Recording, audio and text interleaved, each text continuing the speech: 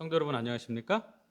오늘은 결혼과 독신이라는 제목으로 말씀을 드리겠습니다. 오늘 본문의 말씀은 고린도전서 7장 1절에서 7절입니다. 본문의 말씀이 좀 길지만 오늘 중요한 내용을 다루기 때문에 함께 읽어보겠습니다. 너희가 쓴 문제에 대하여 말하면 남자가 여자를 가까이 아니함이 좋으나 음행을 피하기 위하여 남자마다 자기 아내를 두고 여자마다 자기 남편을 두라. 남편은 그 아내에게 대한 의무를 다하고 아내도 그 남편에게 그렇게 할지라. 아내는 자기 몸을 주장하지 못하고 오직 그 남편이 하며 남편도 그와 같이 자기 몸을 주장하지 못하고 오직 그 아내가 하나니 서로 분방하지 말라. 다만 기도할 틈을 얻기 위하여 합의상 얼마 동안은 하되 다시 합하라. 이는 너희가 절제 못함으로 말미암아 사단이 너희를 시험하지 못하게 하려 함이라. 그러나 내가 이 말을 함은 허락이요 명령은 아니니라. 나는 모든 사람이 나와 같기를 원하노라. 그러나 각각 하나님께 받은 자기의 은사가 있으니 이 사람은 이러하고 저 사람은 저러하니라. 여러분, 오늘 이 본문의 말씀을 읽고 사도 바울이 결혼 생활에 대하여 어떻게 생각한다고 느끼십니까? 많은 사람들이 사도 바울은 이 본문의 말씀을 통하여서 독신을 강조하고 있다고 그렇게 생각을 합니다. 그리고 소극적인 결혼 생활에 대하여 말하고 있다고 말합니다. 이 소극적인 결혼 생활이란 무엇입니까? 그것은 결혼 생활을 통해서 어떤 인생의 그 근본적인 기쁨, 그리고 결혼 생활의 그 큰 의미에 대하여 강조하는 것이 아니고 그저 너희가 절제하지 못하니까 결혼해라. 이런 정도로 이 사도 바울이 결혼 생활에 대하여 말했다고 그렇게 생각을 하는 것입니다. 그리고 거기에 대한 이유는 무엇이냐면 이 사도 바울도 결혼을 한 번도 해보지 못한 그가 독신이었다고 생각하기 때문에 그래요. 그래서 이 결혼에 대한 진정한 의미에 대해서 깊게 모른다고 많은 사람들이 그렇게 생각하는 것입니다. 그런데 사실 성경에 보면 성경은 그의 혼인 여부에 대하여 직접적인 언급을 하지는 않습니다. 그런데 분명한 것은 그가 선교 당시에 1차, 2차, 3차 세계 선교 여행 당시에 그는 분명 독신이었어요. 그가 직접 그의 저서를 통해서 기록하고 있죠. 그런데 여러분, 우리가 잊지 말아야 될 것은 무엇이냐면 이 사도 바울이요 랍비였다는 사실입니다. 여러분, 이 당시에 유대 랍비들에게는 결혼을 의무적으로 해야 되는 그러한 법이 있었습니다. 랍비가 되려면 무조건 결혼을 해야 되는 것입니다. 여러분, 지금 이 서주환 앞에도 이 목사 안수를 받으려면 결혼을 해야 돼요. 그래야 목사 안수를 받을 수 있습니다. 그것처럼 이 당시에 이 랍비들은 결혼을 해야지 되는 것입니다. 그런데 이 사도 바울은 유대에 무엇이었습니까? 랍비였어요. 그러니 당연히 그가 결혼을 했다고 그렇게 많은 학자들이 생각하는 것입니다. 그는 결혼했으나 오래전에 무슨 이유에서든지 어쩌면 사별을 했을 것이라고 그렇게 생각하고 있는 것입니다. 우리 교회 성경 주석에도 이렇게 기록되어 있습니다. 그러므로 바울이 고린도 교회에 보내는 첫 번째 서신을 쓰기 전에 결혼했던 적이 있으면 거의 의심할 여지가 없는 것 같다. 그렇습니다. 사도 바울뿐만 아니라 그 당시에 유대인들, 이 많은 이 유대인들 이 공동체에서 결혼은 이 하찮은 것이 아니라 매우 중요한 것으로 여겨져 있어요. 매우 신성한 것으로 여겨지고 있었습니다. 그런데 지금도 그래요. 그래서 이번 도쿄 올림픽을 통해서도 이러한 이스라엘 사람들의 결혼권이 논란이 됐습니다. 여기에 17년 만에 금메달을 가져왔지만 결혼이 불어된 한 이스라엘 선수에 대한 기사가 있습니다. 이 선수는 돌고 피아트라는 이스라엘의 체조 국가대표 선수입니다. 그런데 금메달을 딴 데도 불구하고 이 결혼 허락을 받지 못했어요. 결혼식을 하지 못하는 것입니다. 그는 아버지는 유태인이었어요. 그러나 어머니가 우크라이나인이었습니다. 그렇기 때문에 그는 시민권은 가능했어요. 그러나 유대인이 되려면 이 어머니가 유태인이어야 됩니다. 아버지는 유태인이 아니어도 상관없지만 어머니는 반드시 유태인이어야지 유태인이 되는 것입니다. 그리고 이스라엘 안에서 이 결혼을 하려면 반드시 유태인끼리만 가능한 것입니다. 그리고 그 결혼식을 랍비가 허락하고 또 축복해 줍니다. 그런데 그의 어머니가 유태인이 아니었기 때문에 그 사랑하는 사람이 있음에도 불구하고, 사랑하는 이스라엘 유태인 이 여인이 있음에도 불구하고 결혼이 불허됐다는 거예요. 이것을 바라보는 많은 세속화된 많은 나라들에서, 아니 어떻게 이런 답답한 일이 있을 수 있나 그렇게 생각합니다. 어떻게 이렇게 융통성이 없나 그렇게 생각해요. 무슨 이런 원칙이 다 있지 그렇게 생각을 하는 것입니다. 여러분, 그런데 그만큼 이스라엘은 아직도 이 결혼에 대해서 매우 신성시하게 생각하고, 그리고 그것을 끝까지 고수하는 것입니다. 그리고 특별히 그러한 신성한 이 결혼 예식에 빼놓을 수 없는 것이 하나 있는데, 그것이 무엇이냐면 바로 이 신성한 결혼 서약입니다. 그것을 케투바라고 합니다. 여러분, 케투바에 의하면 이 두 남녀가 결혼을 할 때 앞으로 결혼 생활 동안에 지켜야 될 것들이 마치 십계명처럼 그렇게 법으로 이렇게 적혀져 있어요. 이 서약서, 이 언약서에 그렇게 적혀져 있는 것입니다. 이 증서를 반드시 결혼할 때면 기록하게 되어 있습니다. 그런데 이것은 그냥 단순한 그러한 증서가 아닙니다. 특이한 것은 무엇이냐면 여기에 아내에게 줄 위자료까지, 만약 이혼했을 경우에 줄 위자료까지 다 기록되어 있어요. 그리고 거기에는 혼수를 포함하여 아내가 가져온 재산, 그리고 그것에 더해서 아내에게 줄 위자료가 세세하게 목록이 다 적혀 있어요. 그리고 이 결혼 증서는, 이 케투바는 법적 효력을 가집니다. 그래서 이 여인이 이 케투바를 가지고, 이 혼인 이 증서를 가지고 은행에 가서 돈을 빌릴 수가 있어요. 그만큼 법적으로 이 효력이 있는 이 계약서인 것입니다. 이것은 이스라엘 민족에게 수천 년 전부터 내려온 그러한 문화입니다. 이것을 통해서 많은 여인들이 그들의 권리를 보호받고, 또 이런 것을 통해서 이 결혼 생활이 보호받고 가족 공동체가 보호를 받았어요. 그래서 지금도 이스라엘은 이혼율이 세계 최저라고 하죠.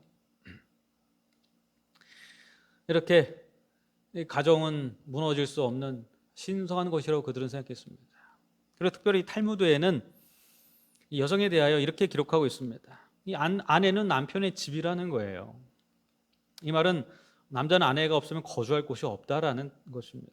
그래서 유대인 남편들은 아내를 가정이라고 표현을 한다고 합니다. 아내가 곧 가정인 것입니다. 그래서 유대인 남자들이 좋은 아내를 얻기 위해서 만약에 돈이 필요하다면 집안에 그들이 가장 중요하게 생각하는 것은 무엇입니까? 그게 바로 토라입니다. 율법서입니다. 근데 그것을 팔아서라도 좋은 아내를 얻기 위하여 돈을 마련해야 된다고 생각을 한다고 해요. 왜냐하면 그들에게는 이런 믿음이 있어요. 신의 뜻대로 좋은 가정을 이루고 살기 위해서, 무엇보다도 집안이 편안하기 위해서 좋은 아내가 있어야 되고, 좋은 아내는 화목한 가정을 이루고 자녀를 바른 길로 인도한다는 믿음이 그들에게 있는 것입니다.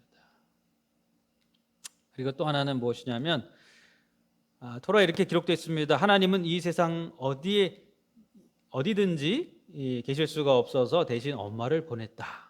이렇게 기록되어 있어요.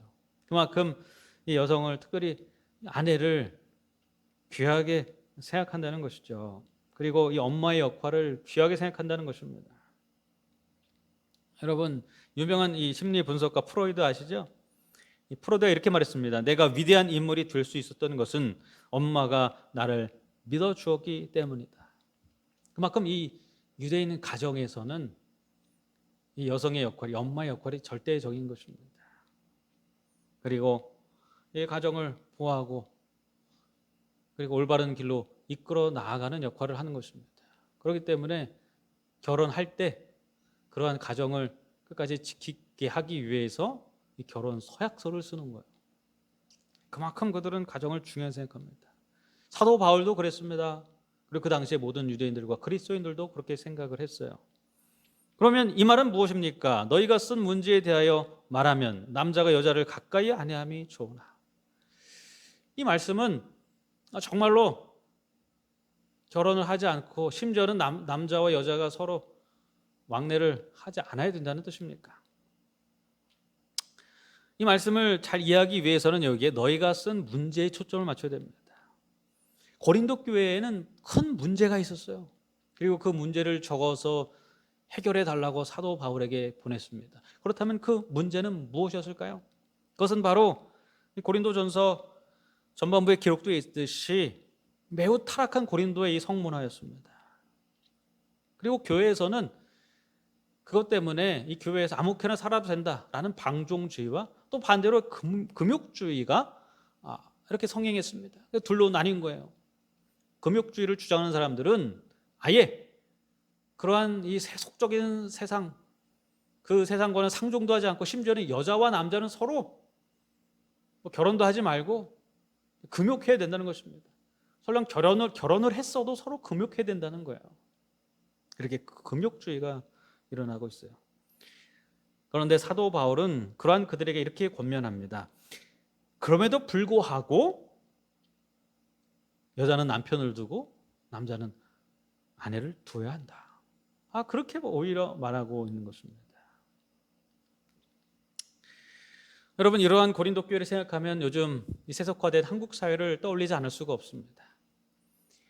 한국 사회에 모든 것이 무너졌습니다. 그런데 가장 중요한 행복의 근본적인 원칙인 결혼 원칙조차 무너지고 있는 것을 우리가 볼 수가 있죠. 요즘 젊은 세대의 생각이 변하고 있습니다. 특별히 여기 보면 2019년에 뉴스이즈 그래픽에서 조사한 이 조사에 따르면 결혼하지 않는 이 청년 세대에 대한 설문을 했는데요. 결혼할 의향이 없다가 전체 조사된 사람 중에 47.3%였어요. 그리고 결혼은 하지만 출산할 의향이 없다가 56.9%였습니다. 여러분, 우리가 다 아는 것처럼 요즘 사람들은 결혼할 이유를 찾지 못해요. 더군다나 출산할 필요도 찾지 못하는 것입니다. 그리고 너무나 안타깝게도 결혼했어도 위기는 마찬가지예요. 한국이 아시아에서 이혼율 1위라고 합니다. 그런데 그것이 근래의 일이 아니고요. 이미 1990년 말부터 우리나라는 이미 아시아에서 이혼율이 제일 높은 나라가 됐어요. 이미 오래전 일입니다. 그만큼 한국 사회는요, 우리 행복을 지키는 최후의 보루인 이 가정이 무너지고 있는 것입니다. 이제는 그런 걸 보면서 이 젊은 세대 청년들이 결혼조차 안 하려고 그러고 출산도 안 하려고 하는 것입니다. 얼마나 안타까운 일입니까? 그래서 요즘에 수많은 청년들이 이렇게 말합니다. 차라리 그렇게 결혼해서 불행하게 살 바에야 혼자 사는 것이 낫지 않습니까? 이렇게 말하는 것입니다. 여러분, 만약에 이러한 호소를 사도 바울이 들었다면 어떻게 권면했을까요? 그런데 고린도 이 교회의 교인들도 똑같았어요. 차라리 저들처럼 살려면 금욕하는 것이 낫다. 아예 결혼하지 않고 평생 혼자 사는 것이 낫다. 그렇게 말하는 것입니다. 그리고 그러한 문제들을 가지고 사도 바울 앞에 나온 것입니다. 그런데 고린도 교인들에게 또 현대를 사는 우리들에게 사도 바울은 동일하게 이렇게 권면합니다. 나는 모든 사람이 나와 같기를 원하노라. 그러나 각각 하나님께 받은 자기의 은사가 있으니 이 사람은 이러하고 저 사람은 저러하니라. 사도 바울도 그런 형편을 너무나 잘 알았어요. 그러나 혼자 독신으로 지내는 것은 특별한 은사가 있어야 한다는 것입니다. 사도 바울이 그러한 사람 중에 하나였어요. 그가 비록 과거에 결혼했지만 지금은 독신인 것입니다. 그런데 그는 무슨 은사가 있어요? 독신의 은사가 있는 것입니다. 그래서 이렇게 말하는 것입니다. 만약 하나님께 받은 이런 독신의 은사가 있어서 독신으로 살면서도 순결한 삶을 살며 나처럼 이렇게 예수님께 충성이 가능하다면 그렇게 해라.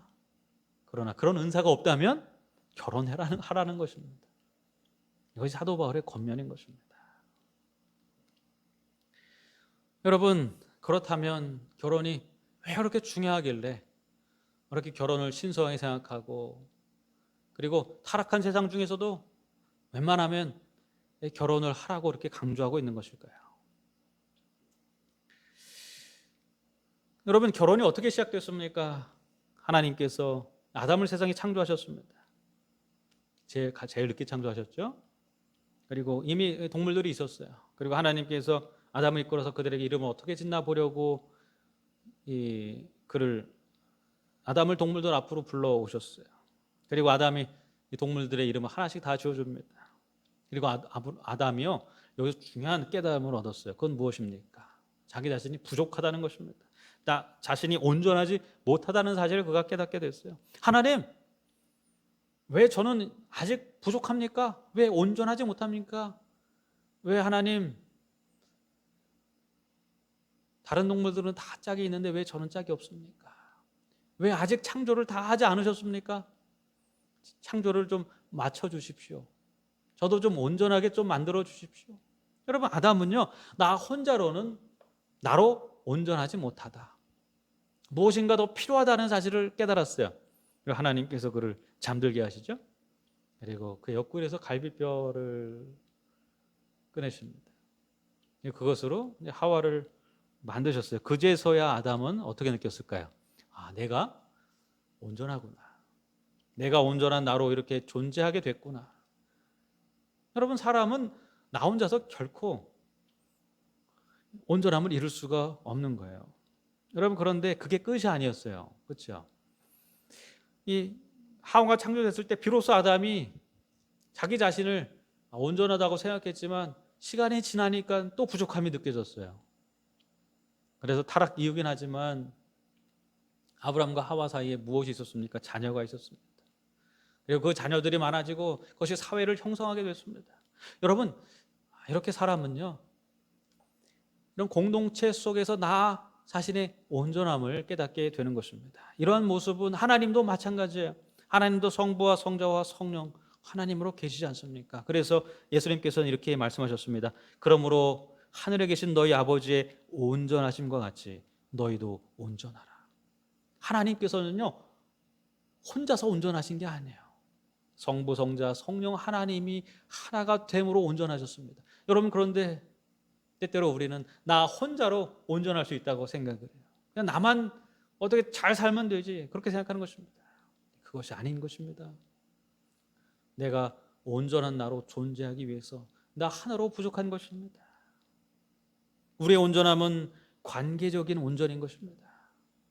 하나님께서 우리의 부족함을 채우시려고 우리의 주변에 사랑하는 가족들과 이웃들을 두셨음을 여러분 깨닫고 하나님께 감사하게 간절히 바랍니다. 여러분, 그렇습니다. 우리는 관계를 떠나서 혼자 온전해질 수 없는 것입니다. 온전한 나는 주변 사람들과 환경과의 건강한 관계를 통해서 경험되는 것이 온전함인 것입니다. 그리고 그 온전한 관계의 시작과 끝이 무엇입니까? 그것의 시작이 한 남자 한 여자가 만나는 거예요. 그리고 그 온전한 관계의 최후의 보루, 무너져서는 안 되는 최후의 보루가 바로 이 결혼 관계인 것입니다. 이 결혼 관계가 무너질 때 모든 것이 무너진 것입니다. 여러분, 그러므로 한국 사회가 지금 정말 심각한 위기에 처해 있는 것입니다.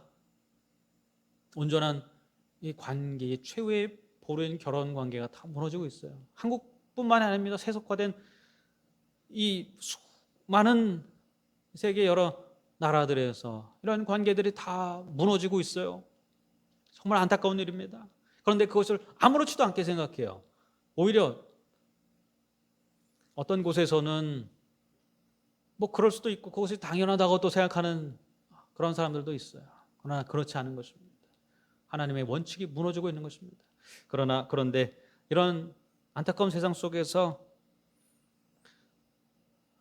참 감동적인 또 이야기도 있는 것입니다. 여기에 이 평생 독신으로 살던 이 80세의 할머니께서 결혼을 하셨어요. 그러면서 하신 말씀이 뭐냐면 인연은 언젠가 찾아온다 이렇게 말씀하셨어요. 이분은 미국의 플로리다주의 마이애미의 한 양로원에서 살고 있었던 분인데 그곳에서 자기의 평생의 이 사랑을 찾고 결혼하신 것입니다. 여러분, 이 노 부부의 이 결혼하는 모습이에요. 서로 얼싸안고 기뻐하고 있죠. 이 할머니는 이 마리아 코바라는 80세 되신 할머니인데요. 그가 95세 된 이 카를로스 수아레츠라는 이 할아버지를 만나서 결혼을 한 것입니다. 이 할아버지는 사실 이 할머니를 보고 첫눈에 반했어요. 그리고 기쁨으로 마음이 가득했습니다. 근데 이 할머니는요, 평생 독신으로 살았지 않습니까? 처음 받아보는 이 사랑이 어색해서인지 8개월간 받아들이지 못했어요. 그리고 마침내 8개월이라는 시간이 지나서 할아버지의 마음을 받아들입니다. 그리고 둘이 부부가 됐어요. 그리고 이 양로원에 경사가 난 것입니다. 그런데 이 할머니가 이렇게 오랜 기간 동안 할아버지의 사랑을 받아들이지 못한 이유가 있습니다. 그것이 무엇이냐면 이 할머니에게는 아픔이 있어요. 이 할머니는 원래 26살에 이 과테말라에서 미국으로 건너온 미혼모였습니다. 그리고 딸이 하나가 있어요. 그런데 그 딸의 장래에 문제가 생길까 봐 그가 결혼을 하지 않았다고 그래요. 심지어는 데이트조차 하지 않고 조심조심 딸을 위해서만 평생 희생했습니다. 그러다 보니까 어느덧 80세가 되는 거예요. 오직 딸의 앞길에 방해가 되지 않기 위하여 행복을 그저 포기하는 것입니다. 그렇게 오랫동안 고독하게 살았던 이 할머니의 그 아픔이 누구로 인해서 치료가 됐냐면 여기 95세 된 이 할아버지의 사랑으로 치유가 됐어요. 그리고 그 할머니가 이렇게 말했습니다. 그가 하나님의 선물은 아닐까라고 생각했다는 것입니다. 그리고 사랑은 늦을 수 있지만 언젠가 찾아온다고 말하고 있는 것입니다. 여러분, 우리의 삶에 기쁨을 주고 진정한 만족감을 주는 것은 무엇으로부터 옵니까? 나 혼자 느낄 수 있는 것이 아닙니다. 관계 속에서 이루어지는 것입니다. 그러므로 우리는 관계를 향하여 나아갈 수밖에 없어요. 그것이 우리의 본성이기 때문에 그렇습니다. 그런 하나님을 우리가 닮았기 때문에 그런 것입니다. 여러분, 그런데 사람 사이의 사랑으로 맺어진 관계를 통해서 우리가 이렇게 큰 기쁨을 느끼는데, 여러분, 우리가 만약 하나님과의 올바른 관계가 회복이 되고 예수 그리스도를 통해서 하나님의 사랑을 알게 된다면 우리는 얼마나 더 큰 행복과 만족과 우리의 삶의 기쁨을 느낄까요? 그렇습니다. 우리의 인생의 최고의 기쁨은 바로 신앙생활을 통한 기쁨인 것입니다. 하나님과의 관계가 회복된 기쁨인 것입니다. 그래서 사도 바울은 이렇게 말했습니다. 어두운 데서 빛이 비치라 말씀하셨던 그 하나님께서 예수 그리스도의 얼굴에 있는 하나님의 영광을 아는 빛을 우리 마음에 비추셨느니라. 여러분, 사도 바울은요, 이 빛을 받았습니다. 그리고 독신으로 사는 그의 마음에, 그 상처난 그의 마음에 큰 위로를 받았어요. 그의 삶의 최고의 기쁨을 느끼는 것입니다. 그리고 그는 평생을 그 하나님을 위하여 자기가 경험한 기쁨을 전하는데 자기의 온 생애를 바친 것입니다. 그는 그런 희생과 헌신할 마음이 있었기 때문에 독신으로 살 은사를 하나님께 받은 것입니다. 여러분, 오늘 이 자리에 계신 우리 모두 하나님께서 우리의 행복을 우리가 사랑하는 사람들과의 관계를 통해서 우리에게 주셨음을 잊지 않게 되기를 간절히 바랍니다. 혹시라도 그 가정이 무너지고 있다면 안타까운 심정으로 하나님께 매달리고 하나님께서 우리의 가정을, 우리의 공동체를 회복시켜 달라고 기도하는 저와 여러분들 간절히 바랍니다. 그리고 특별히 예수 그리스도를 통해서 우리를 창조하신 창조주 아버지 하나님의 그 큰 사랑을 알게 해달라고, 그래서 우리의 삶의 최고의 기쁨을 느끼게 해달라고 기도하는 우리 모든 성도들이 다 되기를 간절히 바라면서 오늘 말씀을 마치겠습니다. 감사합니다. 하늘에 계신 아버지, 오늘 말씀을 통하여서 다시 한번 하나님께서 우리에게 허락하신 이 결혼 제도와 우리의 가정이 얼마나 소중한 것임을 깨닫게 하셨으니 감사합니다. 오늘 혹시라도 주님께서 주신 이 소중한 관계가 금이 가고 있다면 다시 한번 주님 앞에 무릎 꿇고 관계의 회복을 위하여 기도할 수 있도록 인도하여 주시고, 특별히 하나님과의 관계가 회복이 되어서 다시 한번 하나님께서 우리에게 그토록 주시기 원하셨던 하늘의 기쁨을 우리의 관계 속에서 느끼고 참된 쉼을 발견하는 귀한 축복의 백성들이 다 될 수 있도록 인도하여 주시옵소서. 주님께서 이 기도에 응답하셔서 오늘 머리 숙인 우리 모두의 가정에 함께하여 주시고 우리의 가정들을 다시 한번 회복시켜 주시고 세워 주실 줄을 믿고 바라오며 사랑에 충만하신 예수님의 이름으로 기도드렸습니다. 아멘.